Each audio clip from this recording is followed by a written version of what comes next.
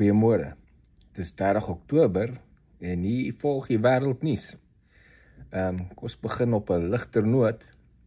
Jy weet, Sunny is besig daar in die kombuis om lekker kos te kook vir ou Koos. Hy kuier by sy maatjies daar in die kroeg en as hy huis toe kom, gaan sy vir hom lekker kos hê en so aan. Jy weet, en sy sien nogal uit as hy kom.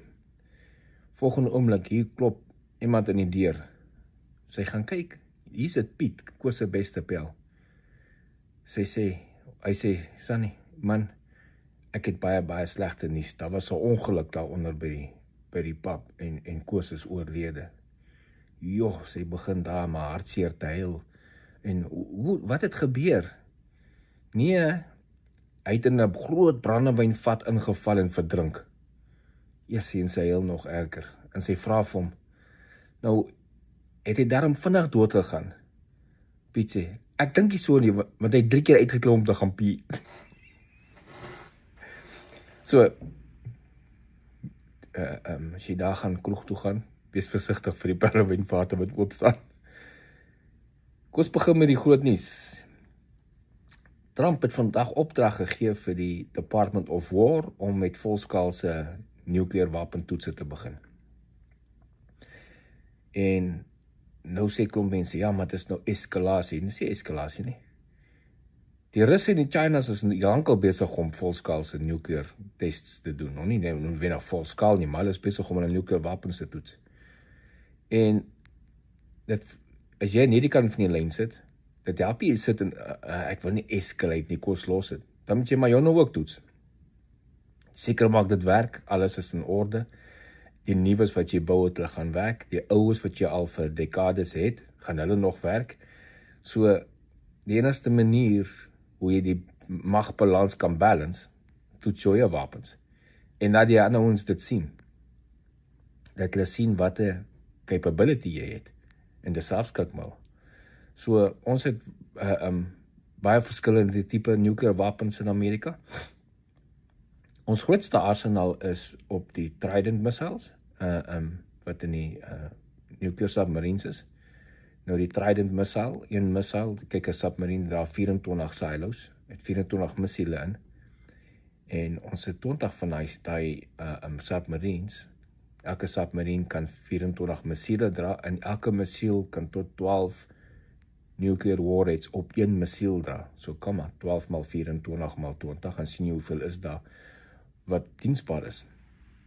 Nou daar is al treaties gesign dat die nommer silos verminder is van 24 na 20. Daar nog steeds 20 missiele op elke duikboot met 12 warheads per missiel. En die missiele kan of net een massive warhead dra, of 12 kleiner tactical warheads. En die kleiner tactical warheads is nog steeds 10-15 keer sterker as die bomme wat in Hiroshima en Nagasaki gebruik is. So as jy nou net dink, wat se devastation kan dit veroorsaak? Een missiel kan 12 groot stede uithaal, no problem. En alles dit binne 30 minute van waar hy van lanseer is. En dis enige plek op die aarde. So dis die dinge wat het, die Russe het van dieselfde missiele, die Chinas het van dieselfde missiele, so almal tussen China, Rusland, Amerika, Engeland, Frankryk, Pakistan, Indië, almal wat hierdie nukleer missiele het almal die vermoë om baie groot skade, baie vinnig te maak. So hopelik is gaan hierdie ding soos in die Koue Oorlog gebeur het, op 'n punt kom wat hulle weer, okay, kom ons begin de-escalate. En, want ons druk het net. En dit was nie nodig vir Amerika om missiele te toets, as dit nie die ander dit nie gedoen het nie. So as Rusland en China nie, en Rusland, Putin dreig al vir 4 jaar met sy dreig die wêreld met nuclear war, of nou, ja, amper 4 jaar, vandat hy Oekraïne invade het. As hy dit nie doen, het Amerika nie nodig om het terug te doen nie, so hopelik cool heads. Dan het ek gister geonthou, ek het gister gereport van Al-Fashir daar in Sudan, wat hy rebelle oorgevat het, en dit raak nou al hoe erger daar. Hulle is besig om mense in die straat te execute, die rebelle. Hulle maak mense binne in hospitale dood, loop in hospitale en skiet mense in hospitaalbeddens en so aan. En die populasie vlug, hulle vlug daar na Darfur toe. en is 'n dorp, so 'n party van 'n loop vir 'n hele dag lank om uit die omgewing uit te kom na veiligheid toe. En nou die rebelle 'n fake waterwel opgesit tussen die dorp waar hulle is, wat hulle oorgevat het, en die plek waar die mense vlug, om die mense te draw soontoe, dat hulle daar kan vang en hulle kan execute. Want obviously loop 'n hele dag in die woestyn sonder water. En nou baie mense rapporteer dit nie, jy kry nie baie mense, baie kanale, dit word op die nuus bietjie gerapport, maar klein hier, klein daar, klein daar. Dis vir my snaaks, dat nie baie mense praat daaroor nie. Verder, Hurricane Melissa is nou oor en verby daar by Jamaica, en hy's nou in die Atlantiese Oseaan op pad daar oor Bermuda. Het verswak nou net na 'n tropical storm toe, hy's nog steeds 'n 1 kategorie hurricane, maar besig om te verswak, maar hy het ongelukkig massive skade gelos daar in Jamaica. Toe sy nou mense dood, groot skade, daar's party plekke waar die hele dorp weg is. Sad. Ek hoop dat mense kry die support wat hulle nodig het om te herbou daar in hulle land. En dan die ander groot nuus so vandag is Trump en Xi het hulle meeting gehad volgend. Nog nie 'n final deal gesign nie, maar hulle is in die final stages van om 'n groot trade deal te sign tussen die twee lande. Rare earth materials in ruil vir tarief lower, sorry my kop ek was, laer tariewe vir China, so dit lyk my Trump het 'n goeie deal begin uitwerk daar met die Chinas. En sekerlik binnekort sal hulle die final ding sign.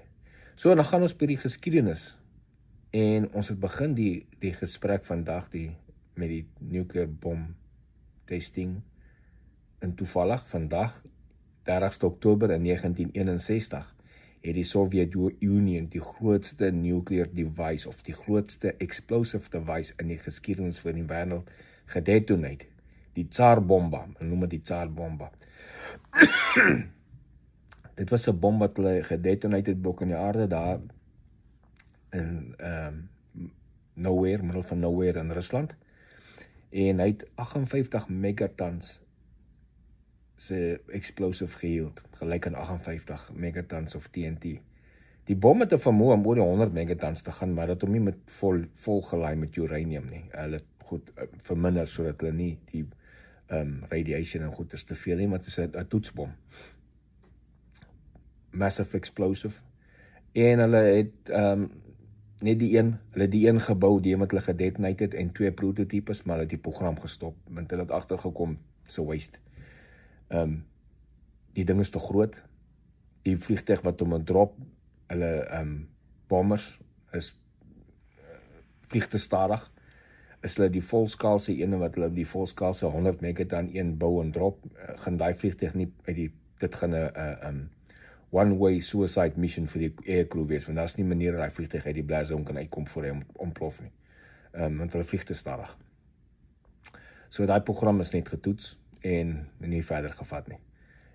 Die bom is net heeltemal te groot en so waste. Jy kan makliker met ballistic missiles 2 of 3 kleiner nuclear warheads.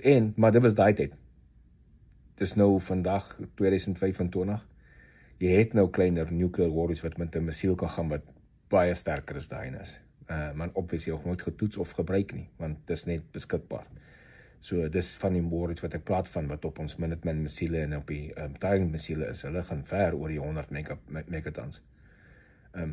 Maar nou ja, dit is dan die nuus vir vandag, is doom en gloom 'n bietjie. Even vir Koos, wat nou oorlede is daar in hy vat wat hy bietjie verdrink het. Sien ons mekaar weer môre, geniet die dag.